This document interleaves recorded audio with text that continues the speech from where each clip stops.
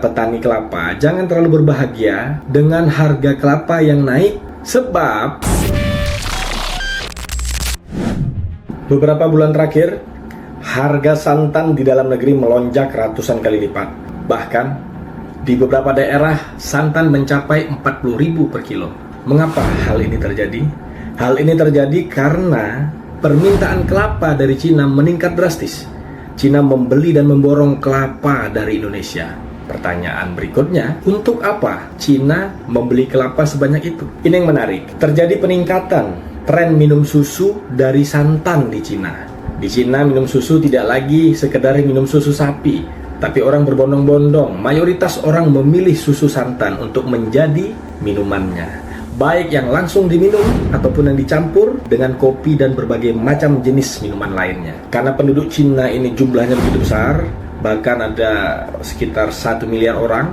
Tapi di satu sisi, pohon kelapa di Cina sangat minim, sehingga Cina membutuhkan kelapa dari luar negeri. Nah, hal inilah yang menyebabkan harga kelapa di Indonesia jual ke Cina harganya tinggi.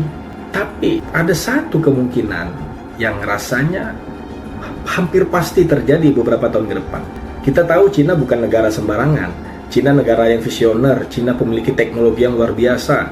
Cina bahkan bisa mengubah gurun menjadi hutan. Cina bahkan bisa membuat matahari tiruan. Karena Cina tahu santan bisa menjadi substitusi minuman susu, bahkan bisa lebih bagus daripada susu khasiatnya. Tidak mungkin Cina tidak berpikir untuk menanam pohon kelapa. Tidak mungkin selamanya Cina mengambil kelapa dari luar. Sedangkan gurun aja bisa dirubahnya menjadi hutan. Matahari aja bisa dibuatnya. Amerika saja ketar-ketir ketika perang dagang dengan Cina. Jadi kepada petani kelapa, jangan terlalu berbahagia dengan harga kelapa yang naik, sebab kedepannya para tengkulak ataupun para pengusaha eksportir kelapa besar kemungkinan akan mengalami penurunan penjualan ke Cina. Bukan karena apa-apa, Cina tentu akan memilih yang paling rasional dan paling menguntungkan jangka panjang. Apa yang paling menguntungkan jangka panjang bagi Cina?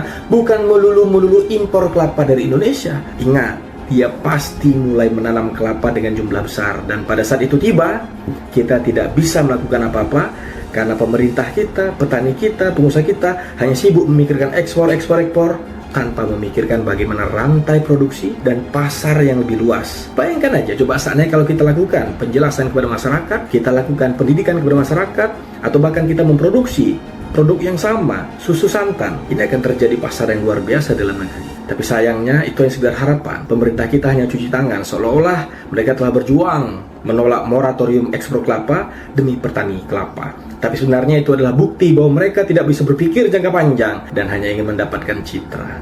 Salam akal sehat. Merdeka.